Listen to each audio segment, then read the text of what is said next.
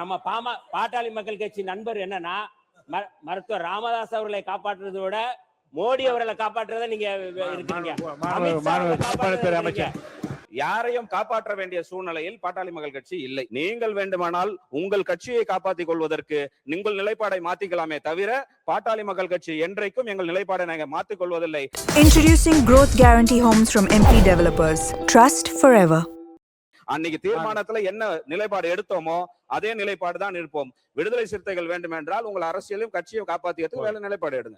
மாண்புமிகு அமைச்சர் அவர்கள் சொல்லும் பொழுது தமிழ்நாட்டிற்கு பாதிப்பு ஏற்படும் என்று அவர் சொல்கிறார். அதுதான் உள்துறை அமைச்சர் அவர்கள் தெளிவாக சொன்னதுபடி இந்த 50% ஏத்தும் போது விகிதாச்சார அடிப்படையில தமிழ்நாட்டிற்கு எந்த பாதிப்புமே வராது. அமெரிக்காவை அவர் மேற்கோள் காட்டுகிறார். அமெரிக்காவில் இருக்கக்கூடிய தேர்தல் நடைமுறையோ ஜனநாயக நடைமுறையோ வேறு, நம்மளுடைய பார்லிமெண்டேரியன் நடைமுறை என்பது வேறு. இங்க பொறுத்த வரைக்கும் ஒரு கான்ஸ்டிடியூஷனல் அமெண்ட்மெண்ட் பில் வருதுன்னா 2 மடங்கு நாடாளுமன்ற உறுப்பினர்கள் ஓட்டெடுப்பு நடத்தினா மட்டும்தான் அது பாஸ் ஆகும். அப்படி இருக்கும் பொழுது விகிதாச்சார அடிப்படையில தமிழ்நாட்டிற்கு எந்தவித பாதிப்புமே வராது. நமக்கு கூடுதல் பலம் என்று சொன்னால் முன்னாடி நடந்த முன்னாள் முதலமைச்சர் மரியாதைக்குரிய ஐயா மு.க. ஸ்டாலின் அவர் தலைமையில் நடந்த அனைத்து கட்சி கூட்டத்துல இங்க இருக்கின்ற அத்தனை உறுப்பினர்களும் சேர்ந்துதான் நீங்க 7.18% மிகாமல் குறையாமல் இருந்தால் ஆதரிக்கிறோம்னு நீங்களாம் தான் சொல்லி இருக்கிறீங்க. இப்ப ஸ்டாண்ட் மாறுது என்று சொன்னால் யார் மாத்துகிறார்கள் என்பதுதான் இங்க இருக்கக்கூடிய மிகப்பெரிய கேள்வி. தமிழ்நாட்டிற்கு எந்த பாதிப்பும் வராது.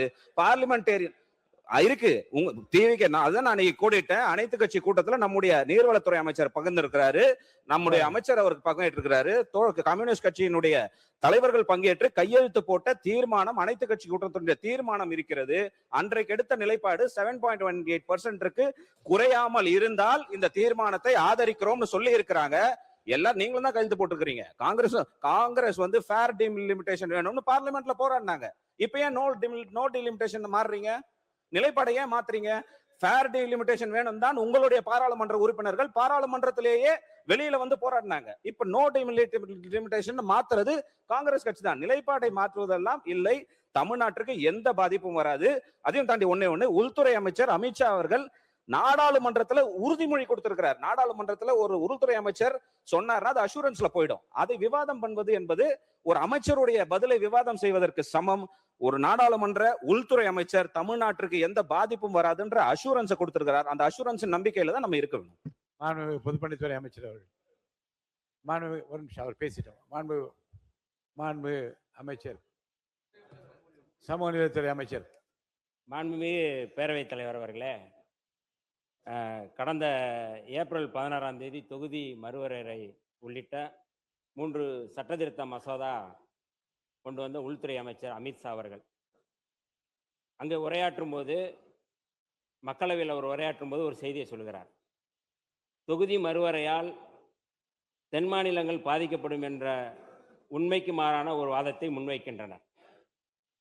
அது மிகவும் தவறானது.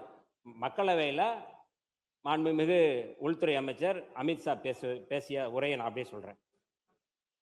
கர்நாடகம், ஆந்திரா, தெலுங்கானா, தமிழ்நாடு மற்றும் கேரளம் ஆகிய மாநிலங்களின் தற்போதைய மக்களவை இடங்களின் சதவீதம் 23.76% ஆகும். மக்களவை இடங்களை 50% என உயர்த்தி இந்த 5 மாநிலங்களுக்கிடையே பகிர்ந்தால் இடங்களின் சதவீதம் 23.87% என்று அதிகரிக்குமே தவிர குறையாது. அதாவது 543 இடங்களில் தற்போதைய 129 என்ற எண்ணிக்கை 195 என உயரும். அது இந்த மாநில சவுத் மாநிலங்களில் அவர் சொல்றார் உயரும் என உள்துறை அமைச்சர் விளக்கமாக சொன்னார்.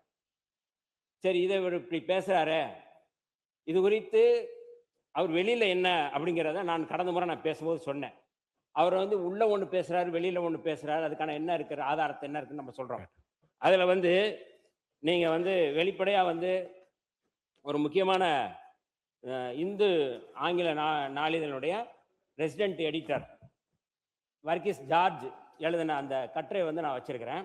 அந்த கட்டுரையில் அவர் சொல்றாரு, delimitation how to align what is set and what is written. அவர் சொல்றது என்ன சொன்னாரு, என்ன எழுதியிருக்கிறாரு அப்படின்னு சொல்லி சொல்றாரு.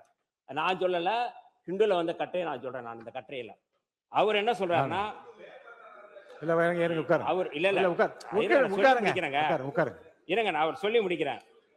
இருங்க ஹோம் மினிஸ்டர் சொன்னதை தான் நான் சொல்றேன்.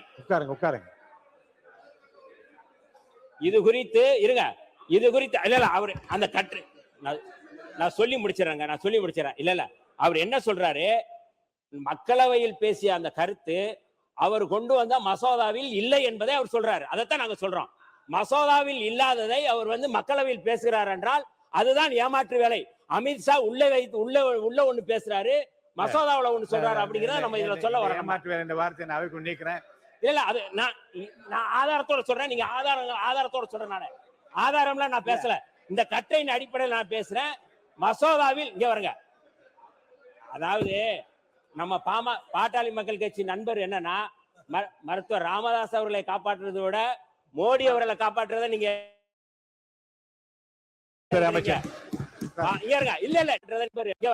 அவைக்குள் நீக்கிறேன். இல்ல அது நான் ஆதாரத்தோட சொல்றேன். நீங்க ஆதாரத்தோட சொல்றேன். நான் ஆதாரம்லாம் நான் பேசல, இந்த கட்டையின் அடிப்படையில் நான் பேசுறேன்.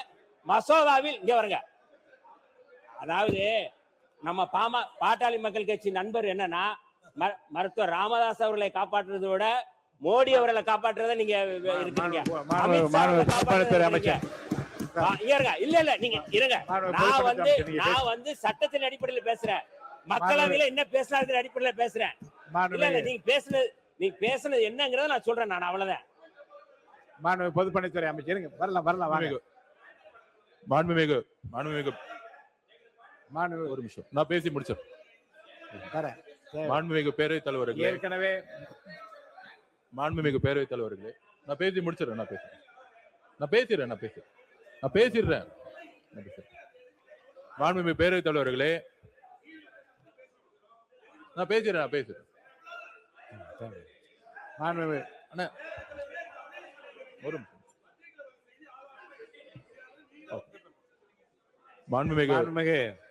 மாண்புமிகு பேரவைத் தலைவர்களே, முடிக்கிறேன். நம்மளுடைய உட்காருங்க, நான் சொல்றேன். நம்முடைய அமைச்சர் சொன்ன கருத்துக்களை பிரதம மந்திரி பேரோ அது வேணா நம்ம எடுத்துடலாம். நம்ம அது தேவையில்லை. நான் பேசிடுறேன். இல்ல சப்ஜெக்டுக்கு வந்துடலாம். ஒரு நிமிஷம் பேசிடுறேன். நான் பேசிடுறேன். உங்க சார்பாகவும் பேசிடுறேன். நான் பேசுறேன். அதாவது நான் பேசுறேன்.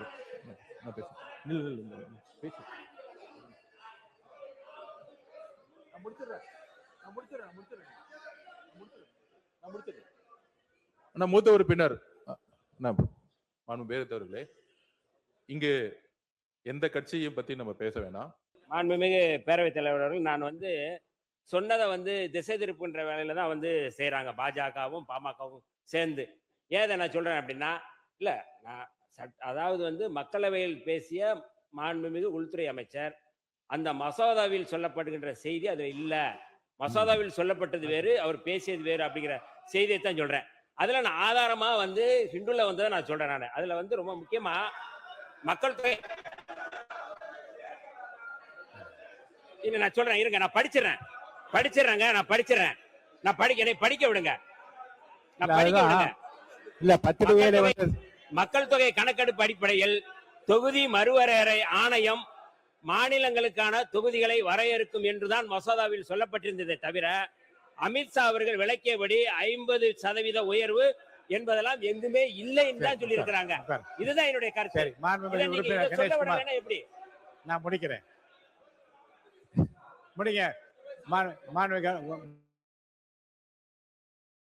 அவர்களே, யாரையும் காப்பாற்ற வேண்டிய சூழ்நிலையில் பாட்டாளி மக்கள் கட்சி இல்லை. சரி, இன்னும் சொல்ல வேண்டும் என்று சொன்னால், எங்களுடைய நிறுவனர் மருத்துவர் ஐயா அவர்கள் தான் தமிழ்நாட்டிலேயே அதிக அரசியல் அடக்குமுறைக்கு உள்ளாகப்பட்ட தலைவர் எங்களுடைய நிறுவனர் மருத்துவர் ஐயா. அதையெல்லாம் ஒவ்வொரு காலகட்டத்திலையும் பாட்டாளி மக்கள் கட்சியை தடை செய்யணும்னு சொன்ன காலம் எல்லாம் உண்டு. அதுல இருந்து மீதிதான் வந்திருக்கிறோம். நாங்க இந்த நாட்டினுடைய அரசியலமைப்பு சட்டத்தை காப்பாற்றப்பட வேண்டும்.